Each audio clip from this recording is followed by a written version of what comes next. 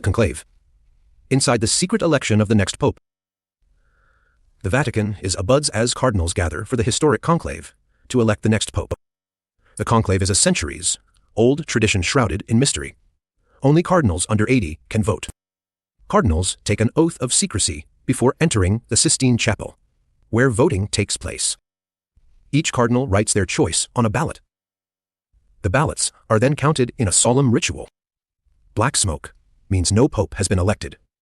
White smoke signals a successful election. The newly elected pope must accept the role before being presented to the world. The pope chooses his papal name and is dressed in white robes for the first time. The famous balcony appearance, Habemus Papam, echoes across St. Peter's Square. The pope delivers his first blessing to the city of Rome and the world. The conclave ends, but the new pope's work begins immediately with pressing global issues. Trump's DOJ overhaul faces legal battle. Is it unconstitutional? A new lawsuit is challenging Trump's controversial DOJ government overhaul. Is it unconstitutional? Let's break it down. The lawsuit claims the overhaul violates constitutional checks and balances. But what exactly is being challenged?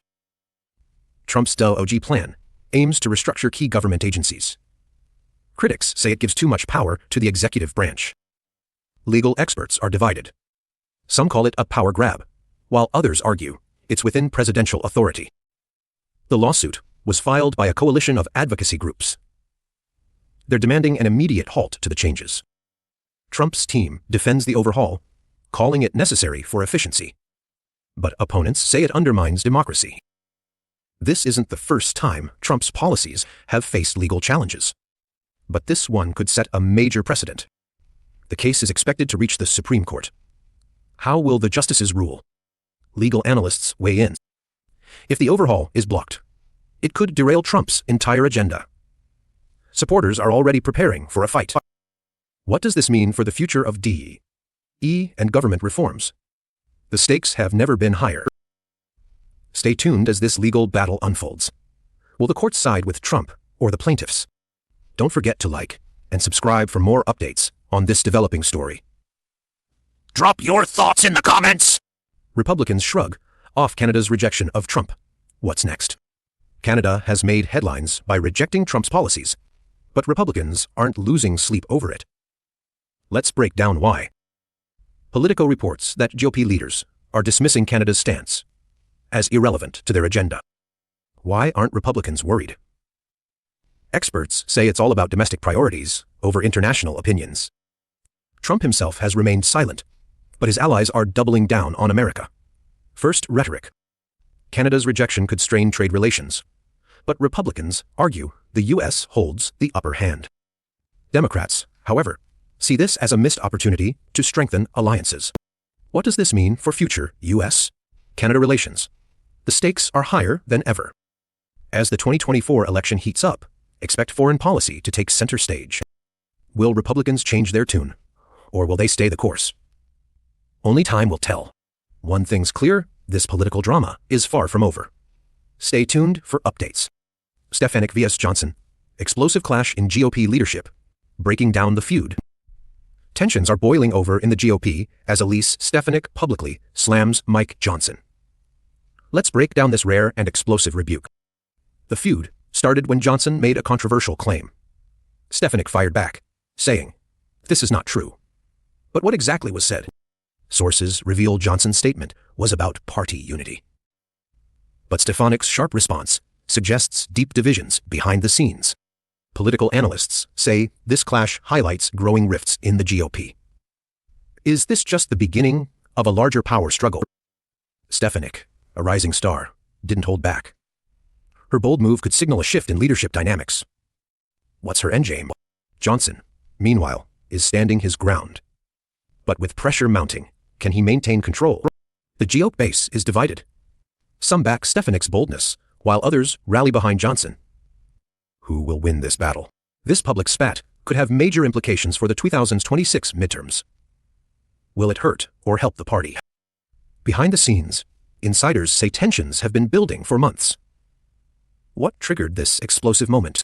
Stefanik's rebuke is rare in GOP politics. Is this a sign of changing tides, or just a temporary clash?